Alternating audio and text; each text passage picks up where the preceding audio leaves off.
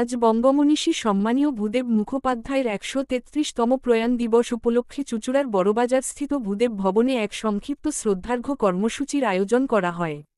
শুক্রবার সকালে ভূদেব মুখোপাধ্যায়ের মূর্তিতে মাল্যদান করে তাকে স্মরণ ও শ্রদ্ধা জানান উপস্থিত বিশিষ্টজনেরা। অনুষ্ঠানে উপস্থিত ছিলেন বিজেপি নেতা সপ্তর্ষি বন্দ্যোপাধ্যায়। শ্রদ্ধার্ঘ্য নিবেদনের পর সপ্তর্ষি বন্দ্যোপাধ্যায় বলেন, বাংলার নবজাগরণ ও শিক্ষাচিন্তায় ভূদেব মুখোপাধ্যায়ের অবদান আজও সমানভাবে প্রাসঙ্গিক। তার আদর্শ ও চিন্তাধারা আগামী প্রজন্মের কাছে পৌঁছে দেওয়া অত্যন্ত গুরুত্বপূর্ণ। ব্যুরো রিপোর্ট, চুঁচুড়া নিউজ।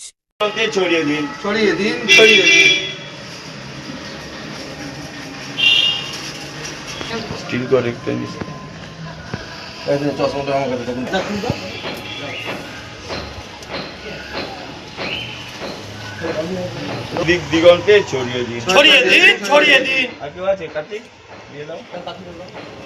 আমার এটা টিকেট একটা চেক দিয়ে দিতে হবে। এই দিতে হবে দেনা দিলে দেয়াতে। হ্যাঁ তাই তো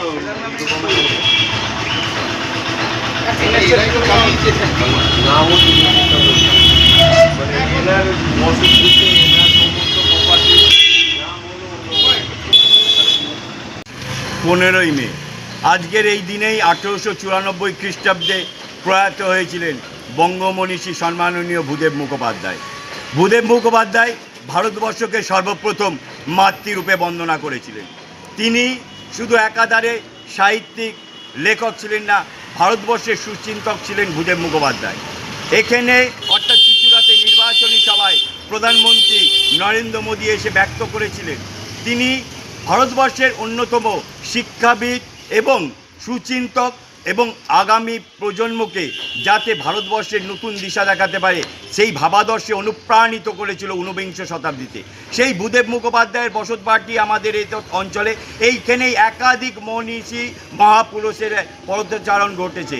এই মাটিতেই, এই ভূমিতেই এসেছিলেন হরপ্রসাদ শাস্ত্রী থেকে আরম্ভ করে, মাইকেল মধুসূদন দত্ত থেকে আরম্ভ করে, পণ্ডিত রামগতি নায়রত্ন থেকে আরম্ভ করে, অক্ষয়চন্দ্র সরকার থেকে আরম্ভ করে, এখানেই আমাদের সাহিত্য সাধক বঙ্কিমচন্দ্র চট্টোপাধ্যায়। ঊনবিংশ শতাব্দীর বুধমণ্ডলী একসময় অবস্থান করেছিল এই ভূদেব বাবুর সান্নিধ্যে। সেই ভূদেব মুখোপাধ্যায় এখন এই একবিংশ শতাব্দীতে বিস্মৃত, উপেক্ষিত।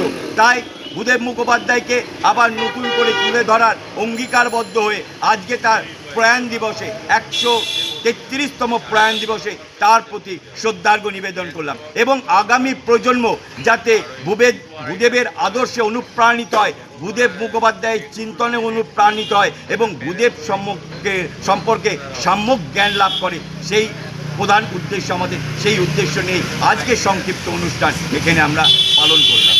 কিন্তু দেখা যায় দাদা যে এই ভূদেব মুখার্জির যে মূর্তি, সেই মূর্তি অবহেলায় পড়ে থাকে, সেই বিষয়টাকে কিভাবে করবেন আপনারা? ভূদেব মুখোপাধ্যায়ের শুধু মূর্তি অবহেলায় পতিত হয়ে রয়েছে তাই নয়, এখানে আমাদের ভারতবর্ষের যশস্বী প্রধানমন্ত্রী নরেন্দ্র দামোদর দাস মোদী তিনি ব্যক্ত করেছেন আজকে ভূদেব ভবন অবহেলায়, সেখানে জলাজঙ্গলাকৃত, এখানে এখনও পর্যন্ত ভূদেব মুখোপাধ্যায়ের স্মৃতিধন্য তার মন্দিরটি রয়েছে, সেটিও আজকে ভগ্নপ্রায় অবস্থায় রয়েছে।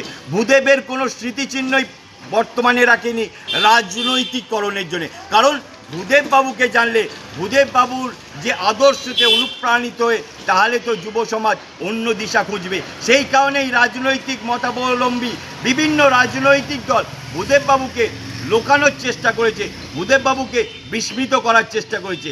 এই ভবনের একটি অংশও বেছে নেই। বিগত দিনে বামফ্রন্ট আমলে ভূদেব বাবুর যে বাড়ি, অট্টালিকা, প্রাসাদপ্রম অট্টালিকা ছিল, সেটি ভেঙে ফেলেছে।